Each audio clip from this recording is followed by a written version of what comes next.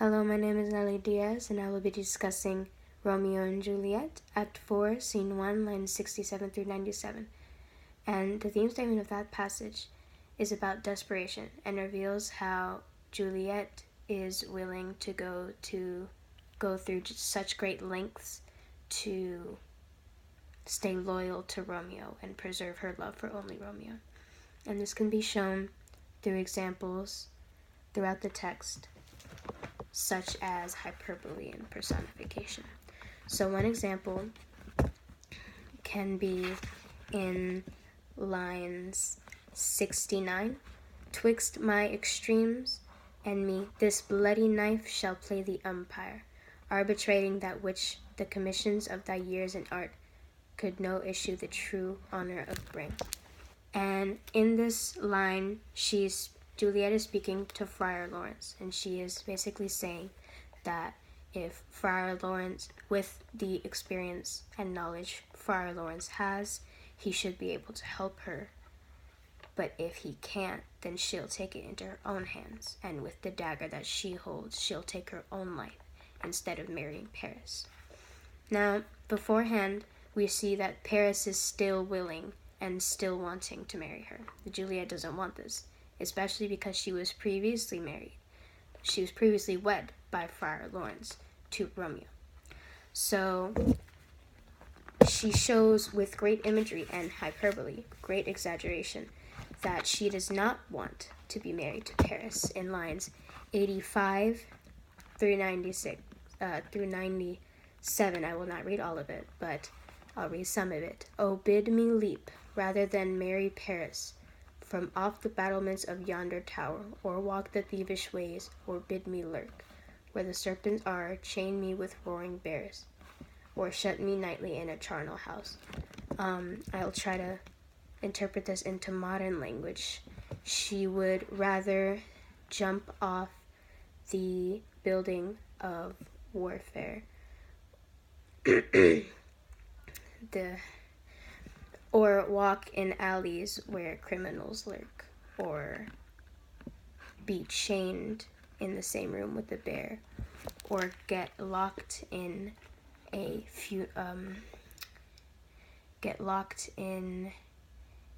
morgue full of dead bodies with wet, smelly flesh and skulls without jawbones. She's willing to do all these horrific things. She says things that, to hear them, have made me tremble. But she's willing to do these things without fear and without doubt, as she says in line 94, because she would rather face all these dreadful things and stay pure to her love than to marry someone she does not love and betray the love she has created. Now, before, in previous acts, Juliet didn't have any interest in love at all. Her character has changed, however, when she meets Romeo, and she starts seeing love like how, she starts over-exaggerating her feelings, like she has control of how to feel now. Instead of being pushed on Paris, she has control of how to feel about Romeo. So she's breaking loose and she's feeling different emotions. So now she has interest in love. Now, this scene actually foreshadows later scenes. When she speaks with Friar Lawrence, Friar Lawrence mentions, if you are willing to kill yourself instead of marrying Paris, then maybe you are willing to act as dead to get the same result instead of actually dying. Friar Lawrence is basically saying he'll give her a potion in scene 2, or later on in scene 1, he mentions a potion that will put her in a coma-like trance. She'll be in that coma, that death coma, for 2 days, I believe, for 2 days. And she will meet with Romeo, and Paris and her family would think she's dead, so she would no longer be wed. But I interpreted this as Friar Lawrence wanting to get out of trouble because he wed Juliet to Romeo when Romeo was the enemy house, when he was a Montague and Juliet's Capulet.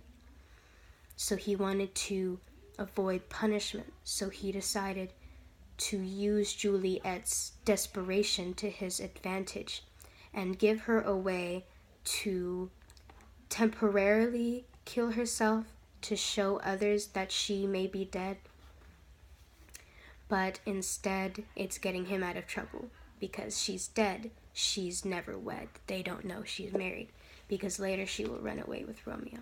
Now this foreshadows because later on in the novel, when Romeo comes to Juliet, he foresees her as actually dead, never receiving the information that this was a trance, that she wasn't actually dead. And he then proceeds to kill himself out of depression and heartbrokenness. When Juliet awakens, she sees Romeo dead, and she is heartbroken as well and can't believe that it happened, so she kills herself because she would rather die, as said in this scene, than be with anyone but Romeo. And this is how I interpreted Act 4, Scene 1, lines 67 through 97.